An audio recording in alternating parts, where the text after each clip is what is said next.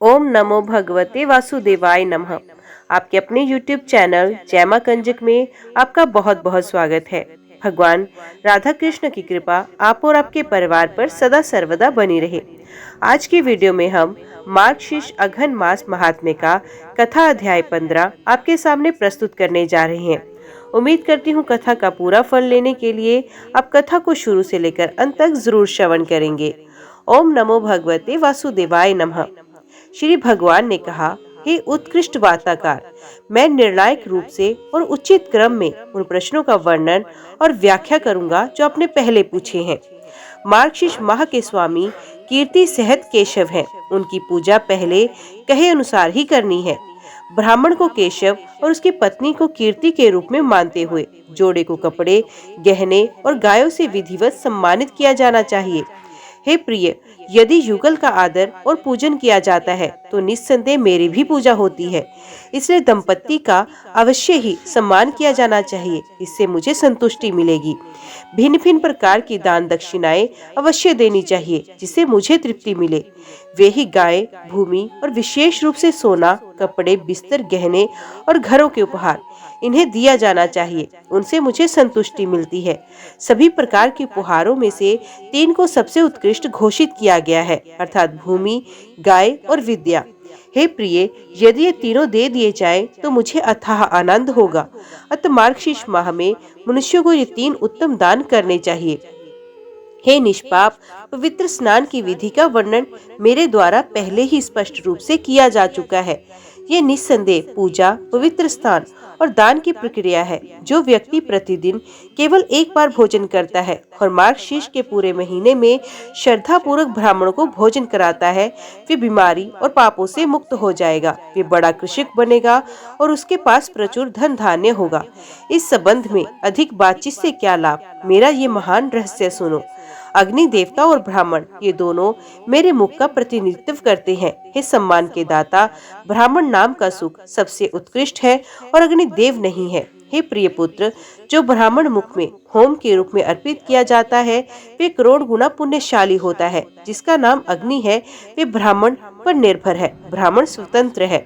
चंद्रमा के समान सफेद रंग में दूध की खीर जिसमें बहुत सारी चीनी और घी हो, उसे ब्राह्मण के मुख में होम करना चाहिए। हे पुत्र, इससे मुझे प्रसन्नता होती है। हे पुत्र, यदि तुम पत्नी, पुत्रों आदि के सुख की इच्छा रखते हो तो ब्राह्मण के मुख की पूजा शानदार मोदक, गोलाकार पकोड़े, जंगली खजूर के पेड़ के रस और घी में तली हुई फेणिका मिठाई से करो। इससे मुझे खुशी होती है। मार्गशीर्ष के महीने में ब्राह्मण के मुख में शानदार पके हुए चावल से हवन करें जिसमें सफेद लीले की चमक और सुगंध हो, जिसे मुद्गा दाल, हरे चने और अच्छे स्वाद के साथ बहुत सारे घी के साथ परोसा जाए। सीकर का, जिसे दूध और घी में खूब सारे सूखे खजूर के फल जिन्हें खारिक कहा जाता है और कैरा फल, चीनी, कपूर और नारियल की गिरी के साथ उबाला जाता है, शुभता का कारण बनता है। हे चतुर्मुखी ब्राह्मणों के लिए मार्गशीर्ष के महीने में शानदार और आकर्षक व्यंजन और अचार तैयार किया जाता है। मन भावन शिखरणी और अन्य मन भावन चीजें बनानी चाहिए। हे पुत्र, ये सब चीजें बनाने के बाद उसे बड़े आदर के साथ ब्राह्मण को भोजन कराना चाहिए। वे परोसी हुई मीठी वस्तुओं को जितना अधिक चक्कर खाते हैं उतना ही मैं प्रसन्न होता हूँ। ये दुनिया में एक दुर्लभ चीज है। अतः भिन्न भिन्न वस्तुएं इस प्रकार बनानी चाहिए कि ब्राह्मण प्रसन्न हो। यदि वे प्रसन्न है तो मैं भी निस्संदेह प्रसन्न हूँ। हे चतुर्मुख, विश्वास कर, मैं तुझसे झूठ नहीं बोलता। हे सम्मानदाता, ये रहस्य मैंने आपके कल्याण के लिए कहा। चाहे वे चिल्लाकर डांटे और पीटे तो भी हे आदर देने वाले, मेरे प्रेम के कारण वे दंडवत करने के योग्य है। हे पुत्र, ऐसा सदैव इसी प्रकार करना चाहिए, विशेषकर मार्गशीर्ष महीने में। हे ब्रह्मा, आपने पूछा था क्या खाना चाहिए।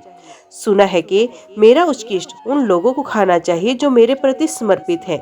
हे पुत्र, ये पवित्र करने वाला है कि पापियों को भी मोक्ष प्रदान करता है। यदि कोई प्रतिदिन मेरे भोजन को बचा हुआ भाग खाता है तो उसे उसकी एक एक गांठ से 100 चंद्रायन संस्कारों का पुण्य प्राप्त होता है। भक्तों को 2 प्रकार का भोजन मिलेगा, अवशिष्ट और उच्चिष्ट। उनके पास किसी अन्य प्रकार का भोजन नहीं है। यदि वे कुछ और लेते हैं तो उन्हें चंद्रायन का प्रायश्चित संस्कार करना होगा। यदि कोई मुझे समर्पित किए बिना भोजन, पेय आदि ग्रहण करता है तो वे भोजन कुत्ते के विष्ठा के समान और पेय मदिरा के समान बुरा होता है। अतः पुत्र, भोजन, पेय और औषध पहले मुझे समर्पित कर देना चाहिए और फिर बड़ी श्रद्धा के साथ ग्रहण करना चाहिए। जो अशुद्ध है उसे पावन बनाते हैं। मेरी उच्चिष्टा तीर्थ यज्ञ आदि का लाभ देती है। ये कली की बुराइयों को नष्ट कर देती है। ये दुष्ट कर्म करने वाले व्यक्ति को भी अच्छा दर्जा प्रदान करता है। किसी भी भक्त को भगवान को अर्पित भोजन का हिस्सा नहीं खाना चाहिए। अभक्तों के पके हुए चावल खाने से मनुष्य नरक में गिरेगा। जिसके बारे में आपने पूछा है उसे क्या कहना चाहिए, इसे ध्यान से सुनो। मैं इसे तुम्हारे प्रति प्रेम के कारण बताऊंगा। यद्यपि ये मेरा एक बड़ा रहस्य है। मेरा नाम विशेष रूप से मार्गशीर्ष महीने में लिया जाना चाहिए। कृष्ण नाम का बार बार उच्चारण करना चाहिए। ये मेरे लिए अत्यंत सुखद है।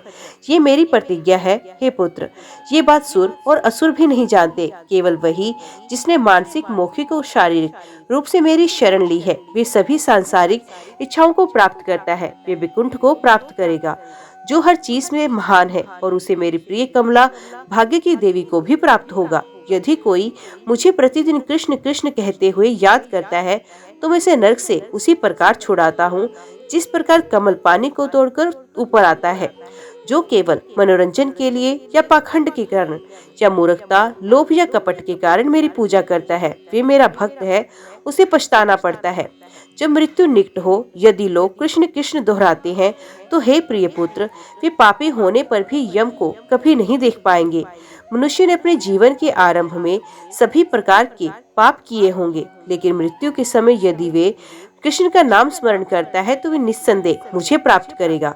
यदि कोई असहाय दुखी व्यक्ति महान कृष्ण को प्रणाम शब्द का उच्चारण करता है तो वे अपरिवर्तनीय क्षेत्र को प्राप्त करता है जब मृत्यु निकट हो।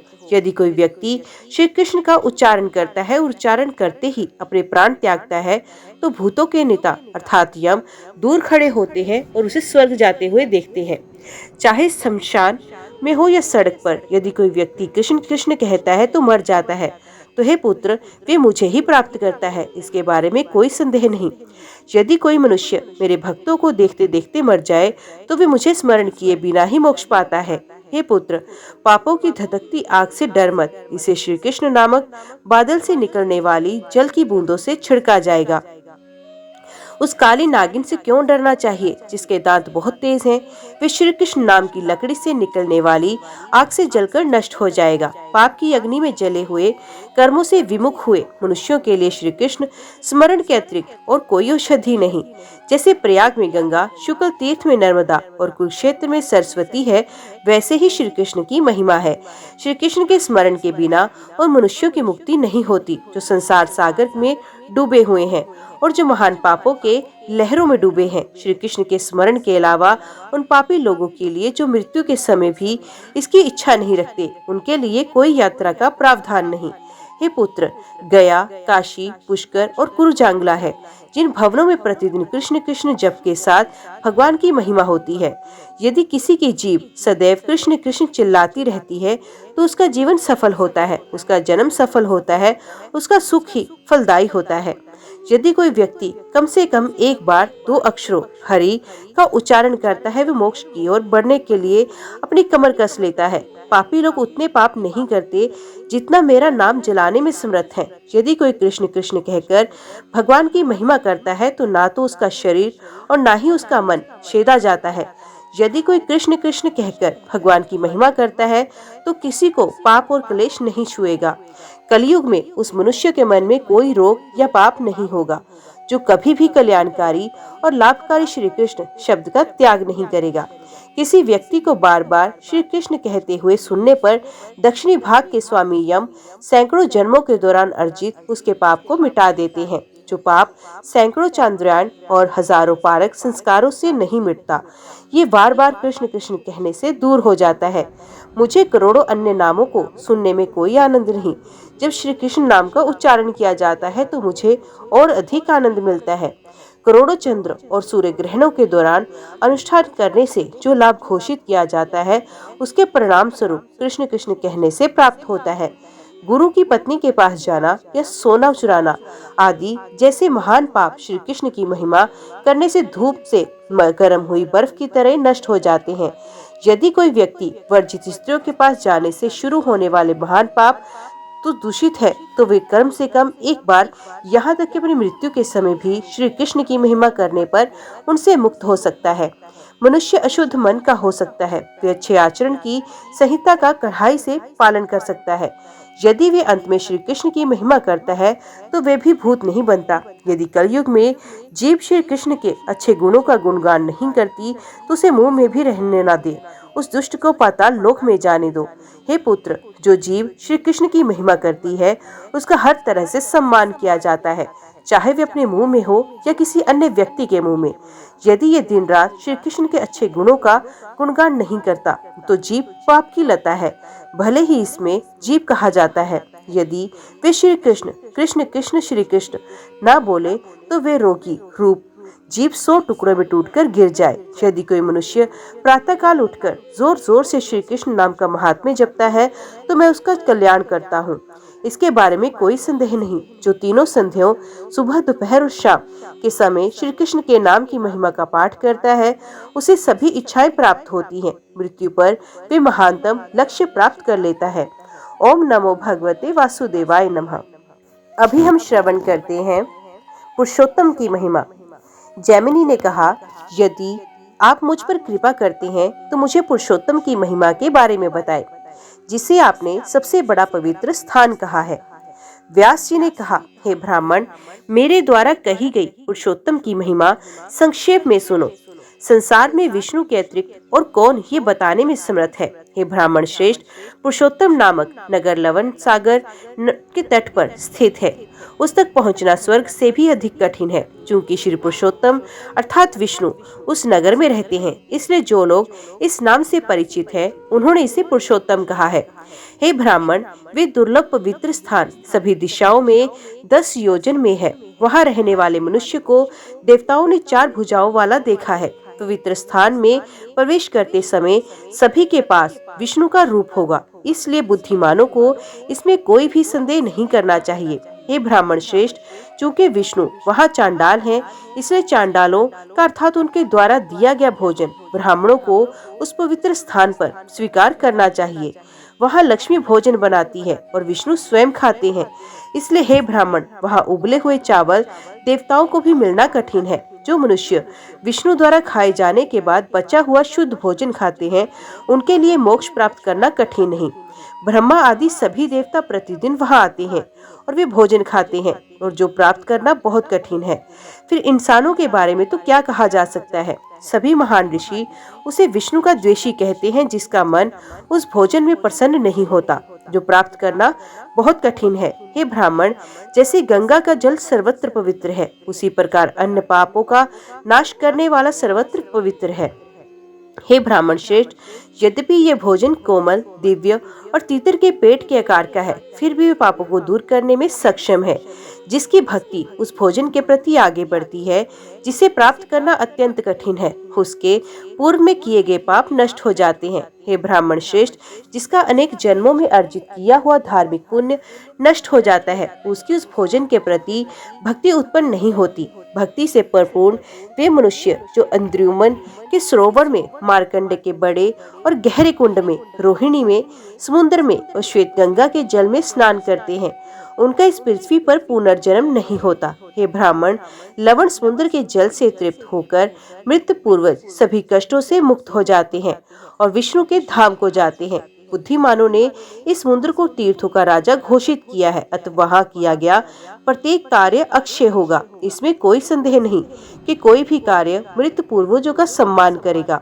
उपहार देना, भगवान के चरणों की पूजा करना, प्रार्थनाएं, बुदबुदाना या कोई अन्य कार्य को जो मनुष्य उस आकर्षक पवित्र स्थान विष्णु जी के पास करता है, वह पूरी तरह से अक्षय होगा। जो मनुष्य बलभद्र, सुभद्रा और कमल नेत्र कृष्ण की मूर्तियां देखते हैं, उनके पास ऐसा कुछ भी नहीं है जिसे प्राप्त करना कठिन हो। सैकड़ों धार्मिक कृत्य करने पर भी मनुष्य को श्री जगन्नाथ, सुभद्रा और बाला की मूर्तियों दर्शन के बिना मुक्ति नहीं मिलती। हे ब्राह्मण श्रेष्ठ, जिनका शरीर बेंत की मार से लाल हो गया, उन्हें इंद्र आदि सभी देवी देवता नमस्कार करते हैं।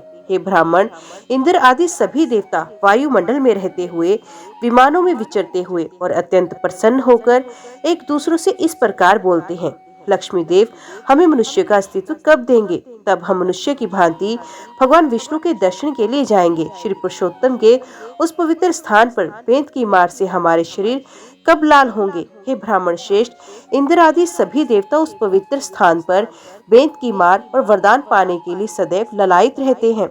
जो मनुष्य भक्ति पूर्वक वहाँ अक्षय वट कब दर्शन करते हैं, वे करोड़ों जन्मों के दौरान किए गए पापों से मुक्त होते हैं और सर्वोच्च पद को प्राप्त करते हैं। जो लोग सुभद्रा, बलभद्र, जगन्नाथ, अराम्य, सफेद माधव, देवताओं के भगवान मार्कंडेय, जयमेश्वर, हनुमत, अक्षय वट के गहरे और बड़े तालाब को देखते हैं, उनकी मुक्ति होती है। भक्ति शाश्वत है। जो मनुष्य फाल्गुन के महीने में गोविंद को झूले में झूलते हुए देखते हैं, उन मनुष्यों के धार्मिक गुणों को सुनो। सभी पापों से मुक्त होकर वे अंत में विष्णु के धाम को जाते हैं। वही ज्ञान प्राप्त करने के बाद वे परम सुख प्राप्त करते हैं, जिसकी रक्षा करना बहुत कठिन है। हे जैमिनी, जो चैत्र माह में पश्चिम दिशा में जगन्नाथ को देखता है, वे मरने के बाद विष्णु के शरीर में प्रवेश करेगा। जो मनुष्य चैत्र मास के शुक्ल पक्ष की एकादशी को तथा तृतीया को जगत के स्वामी का दर्शन करता है, वे निश्चय ही मुक्त हो जाता है। हे ब्राह्मण ऋषि, उस मनुष्य की सभी इच्छाएं जो आकाश में जगत के स्वामी के महान स्नान में प्रवेश करती हैं, पूरी हो जाती हैं। ब्रह्मा आदि सभी देवता आकाश में रहते हैं और भक्ति से परिपूर्ण होकर जगत के स्वामी के महान स्नान का निरीक्षण करते हैं। हे ब्राह्मण ऋषि, महान पूर्णिमा के दिन दुनिया के स्वामी विष्णु की मूर्ति को देखने पर एक प्राणी विष्णु की सर्वोच्च स्थिति प्राप्त करता है। इसमें कोई संदेह नहीं कि जो आषाढ़ में गुंडिका मंडप में जाते हुए लक्ष्मी के, भगवान और बलभद्र की मूर्तियों को देखेगा, वे मुक्त हो जाएगा। जो व्यक्ति रथ पर बैठे हुए विश्व के कमल नयन भगवान की मूर्ति देखता है, उसे सांसारिक अस्तित्व में पुनर्जन्म नहीं मिलता, हर तरह का दुख देता है।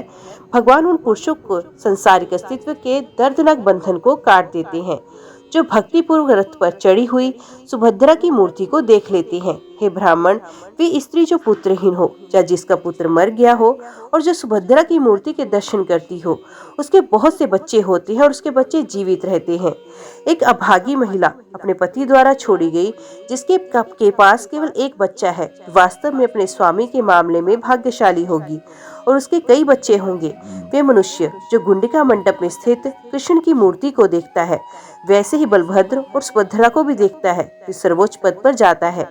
हे जैमिनी, एक बीमार व्यक्ति या दुखी व्यक्ति जो गुंडिका मंडप में विष्णु की मूर्ति को देखता है, वे तुरंत बीमारी या पीड़ा से मुक्त हो जाता है। हे ब्राह्मण श्रेष्ठ, जो पुत्रहीन होते हुए भी गुंडिका मंडप में स्थित विष्णु की मूर्ति के दर्शन करेगा, उसे विष्णु भक्त पुत्र प्राप्त होगा। ज्ञान की इच्छा रखने वाले को ज्ञान प्राप्त हो जाता है, धन की लालसा रखने वाले को धन प्राप्त होता है, पत्नी की चाह रखने वाले को पत्नी मिलती है, मुक्ति चाहने वाले को मुक्ति मिलती है।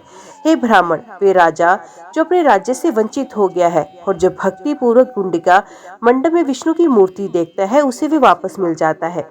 हे ब्राह्मण ऋषि, जो अपने शत्रु से परेशान होकर भक्ति पूर्वक गुंडिका मंडप में विष्णु की मूर्ति देखता है, उसके शत्रु नष्ट होते हैं। जो कोई राजा द्वारा बहुत परेशान होकर गुंडिका मंडप में विष्णु की मूर्ति देखता है, वे तुरंत राजा को अपने वश में कर सकता है।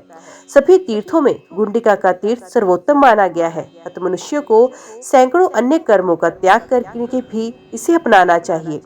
जो मनुष्य उस मनोहर पवित्र नगर में शयन करते समय या उठते समय विष्णु को देखता है, वे देवताओं द्वारा भी सम्मानित होता है। पृथ्वी पर कौन पुरुषोत्तम के महत्व का वर्णन कर सकता है? इस पवित्र स्थान में प्रवेश करने से मनुष्य विष्णु बन जाता है। इसका क्या उपयोग है, मैं संक्षेप में बताता हूँ। सभी तीर्थों में से पुरुषोत्तम सर्वश्रेष्ठ है, जो इस सांसारिक अस्तित्व के महासागर को पार करना चाहता है, जो बहुत गहरा है, जो दर्द का कारण बनता है, जो खतरनाक पापों का सहारा है। उसे देवताओं में सर्वश्रेष्ठ विष्णु को सभी सुख देने वाले पुरुषोत्तम नामक पवित्र स्थान पर देखना चाहिए। ओम नमो भगवते वासुदेवाय नमः। आज की वीडियो में इतना ही। उम्मीद करती हूँ वीडियो आपको पसंद आई होगी। वीडियो पसंद आई हो तो वीडियो को लाइक और चैनल को सब्सक्राइब जरूर कीजिएगा।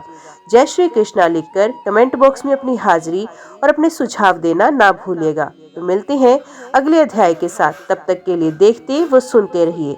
जय मां कंजक, जय माता दी।